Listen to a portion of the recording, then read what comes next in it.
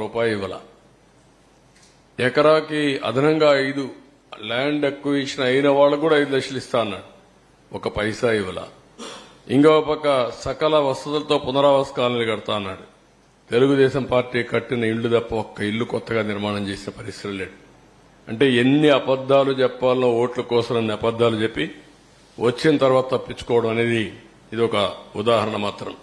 Next, ఈరోజు నేను ముందే చెప్పాను 4,114 కోట్ల రూపాయలు పునరావాసానికి ఖర్చు పెడితే one of the best model colonies నిర్మాణం చేశాం. ఎక్సలెంట్ ఇన్ఫ్రాస్ట్రక్చర్ పెట్టాం. అవన్నీ ఎక్కడికక్కడ వదిలేసే పరిస్థితికి వచ్చారు. నెక్స్ట్, వీళ్లు చేసిన ప్రకటనలు మీరు ఒకసారి చూస్తే మొదటి ప్రకటన 2021 జూన్ నాటికి పూర్తి, రెండో ప్రకటన 2021 డిసెంబర్ నాటికి పూర్తి, మూడో ప్రకటన 2022 జూన్ నాటికి పూర్తి, 4 డిసెంబర్ నాటికి పూర్తి 2022, ఐదోసారి ఎప్పటికవుతుందో మాకు తెలియదు, ముంచేశారు. ఇప్పుడు ఈ ప్రాజెక్టుకి ఏ పరిస్థితి వచ్చిందంటే కేంద్రం ఇంటర్నేషనల్ ఎక్స్పర్ట్స్ ఇన్వైట్ చేసింది. మొన్నే ఒక జీవో ఇష్యూ చేశారు. అమెరికా నుంచి 2, కెనడా నుంచి 2 ఎక్స్పర్ట్స్ ని పెట్టి ఎవ్రీ మంత్ 10 days ఇక్కడ ఉండి ఏ అధ్యయనం చేసి రికమెండేషన్లు ఇమ్మని, ఎట్లా కాఫర్ డ్యామ్ని రెక్టిఫై చేయాలి, డయాఫామ్ వాల్ ఏ విధంగా చేయాలి, ప్రాజెక్ట్ యొక్క సేఫ్టీ ఏంటి, వాళ్ళందరితో రికమెండేషన్లు తీసుకుని ముందుకు పోవాలని ఉద్దేశంతో పిలిచారు. ఈ మంత్ గాని ఫస్ట్ వీక్ గాని వచ్చే అవకాశం ఉంది. వాళ్ళు వస్తానే వాళ్ళు కూడా అధ్యయనం చేసిన తర్వాత కొంత క్లారిటీ వస్తుంది. అంటే ఇక్కడుండే CWC central water works department commission, central water commission చేతులెత్తేసే పరిస్థితికి వచ్చారు. కాబట్టి ఇంటర్నేషనల్ ఎక్స్పర్ట్స్ కూడా పెట్టి వీళ్లు వాళ్ళు కూర్చొని, ఎందుకంటే బిగ్ ఇష్యూ సేఫ్టీ ఇష్యూ, అలాంటి సేఫ్టీ ఇష్యూస్ కాంప్రమైజ్ అయితే ఇబ్బంది వస్తున్న ఉద్దేశంతో వీళ్ళందరినీ పిలిచారు. వాళ్ళందరూ వచ్చిన తర్వాత ఒక అవగాహన వస్తుంది. తర్వాత ఏం చేయాలో మనం ఆలోచించడానికి ఒక ఇది వస్తుంది. ఇది ఈరోజు చూస్తే మీరు హైడల్ ప్రాజెక్ట్ మొత్తం 2020 నాటికే పూర్తి అయ్యేది. ఈ రోజుటి వరకు ఇది పూర్తి కాలేదు కాబట్టి మినిమం 3,000 కోట్ల రూపాయల నష్టం వచ్చింది. ఆపర్చునిటీ కాస్ట్ అది వచ్చుంటే ఒక 3,000 కోట్ల రూపాయలు ప్రభుత్వానికి ఆదా వచ్చేది. 960 మెగావాట్లు పవర్ జనరేట్ అయ్యేది. నెక్స్ట్, ఊరికే మా వాళ్ళు లెక్కేశారు కానీ ఇది కరెక్ట్ కాదు. దానికి కూడా ఈ రోజు మొత్తం 4,900 కోట్ల రూపాయలు అదనంగా అవుతుందని, 4,900 కోట్లు. దాంతో మళ్ళా ఒకసారి చూస్తే ప్రాజెక్ట్ ఎక్స్క్లవేషన్ 38%. ఎవ్రీ ఇయర్ డిలే అయితే ఆ ప్రాజెక్ట్ మళ్ళా పెరుగుతా వస్తుంది, కాస్ట్ పెరుగుతా వస్తుంది. ఇప్పటికి 38% పెరిగిందని కాస్ట్. ఇంకొక పక్కన ఐడిల్ ప్రాజెక్ట్ వల్ల 3,000 కోట్లు, వ్యవసాయానికి నీరు అందకుండా పోయిందాని వల్ల ఒక 45,000 కోట్లు. ఇవన్నీ కూడా ఆపర్చునిటీ కాస్ట్ లో జీఎస్డీపీ, రైతుల ఆదాయం మొత్తం తగ్గిపోయే పరిస్థితి వస్తుంది. ఒక ప్రాజెక్ట్ వస్తే ఏ విధంగా లాభాలు వస్తాయి, ఏ విధంగా జీఎస్డీపీ పెరుగుతుంది, ఏ విధంగా పర్సనల్ ఇన్కమ్ పెరుగుతుంది అని ఒక ఉదాహరణ. ఆ రోజు కావాలని చెప్పి మాట్లాడింది అవినీతి జరిగిందని. అవినీతి జరిగిందని ఎంక్వైరీల మీద ఎంక్వైరీలు వేశారు. ఎక్కడా వీళ్ళ మనుషులను బంధువుని పెట్టుకున్నాడు, కానీ ఎక్కడా ప్రూవ్ చేయలేకపోయాడు. కడాన కేంద్ర ప్రభుత్వం కూడా పార్లమెంట్లో చెప్తూ ఎలాంటి అవినీతి జరగలేదని చాలా స్పష్టంగా సమాధానం చెప్పి ఢిల్లీ హైకోర్టు కూడా అఫిడవిట్ చేసినప్పుడు చాలా స్పష్టత ఇచ్చారు. దీంట్లో ఏమాత్రం అవినీతి జరగలేదు, చాలా స్పష్టంగా క్లియర్ గా ఉందని చెప్పి చాలా క్లియర్ సర్టిఫికెట్ ఇచ్చే పరిస్థితికి వచ్చారు. అంటే ఒక వ్యక్తి పిచ్చి కుక్క అని అరిసి మంచి కుక్కను చంపేసినట్టు ఒక మంచి ప్రాజెక్ట్ ని అవినీతి జరిగిందని నెపం పెట్టి ప్రాజెక్ట్ ని మొత్తం కూల్చేసే పరిస్థితికి వచ్చాడు. ఒక దుర్మార్గమైన చర్య ఇది. ఇది చూస్తే చాలా ఆవేదన, బాధ, ఓసారి ఇరిటేషన్, కోపం కూడా వస్తుంది.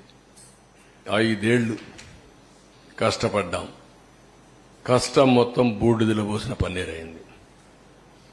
కనీసం అప్పుడు ఒక స్పష్టత ఉంది.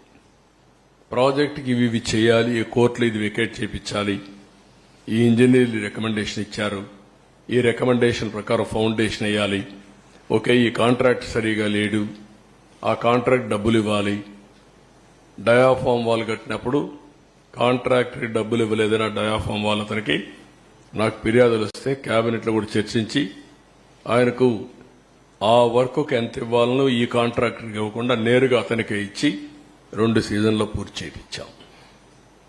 అలాంటి నిర్ణయాలు చాలా చేశాం. ఈరోజు అవన్నీ తలుచుకుంటే బాధేస్తుంది, గుండె తరక్కపోతుంది. రాష్ట్రానికి జరిగిన అన్యాయం, దుర్మార్గమైన చర్య, నీతిమాలిన చర్య.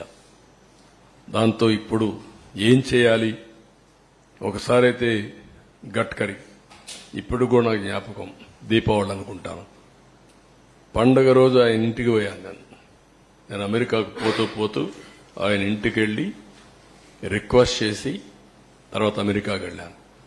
ఒకసారి గడ్కరీ, అదే మాదిరిగా అరుణ్ జైట్లీ ఫైనాన్స్ మినిస్టర్ ఇద్దరు ఉండి ఒక తెల్లవారితో నాకు సాయంత్రం మీ ప్రాజెక్టులో అన్నీ ఓకే గాని ల్యాండ్ ఎక్విజిషన్కి సంబంధం లేదు, మాకేం సంబంధం లేదన్నారు.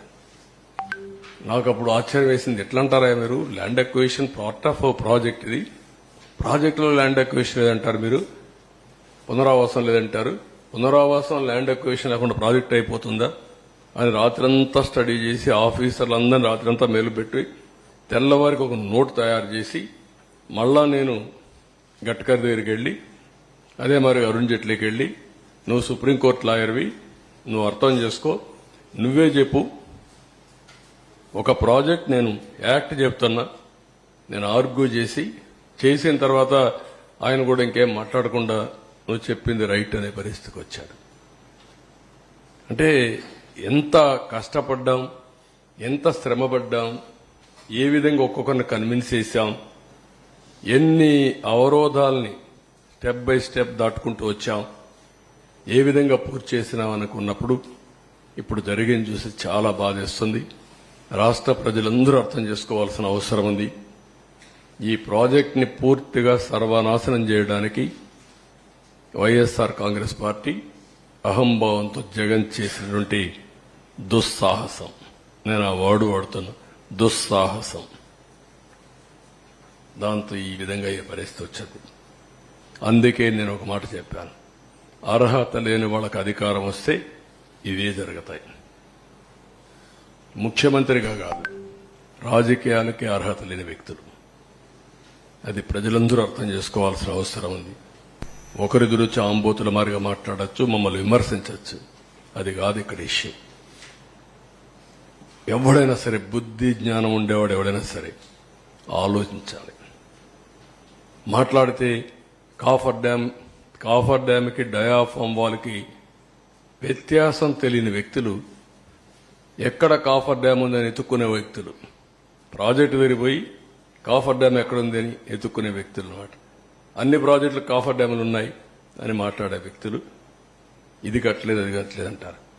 సిడబ్ల్యూసి, గవర్నమెంట్ ఆఫ్ ఆంధ్రప్రదేశ్ అందరూ కూర్చొని ఈ ప్రాజెక్టుని పూర్తి చేయాలంటే, తొందరగా పూర్తి కావాలంటే ఈ పనులన్నీ కావాలి అని ఒక పద్ధతి ప్రకారం అట్ వన్ స్టేజ్ చాలా చర్చలు జరిగాయి.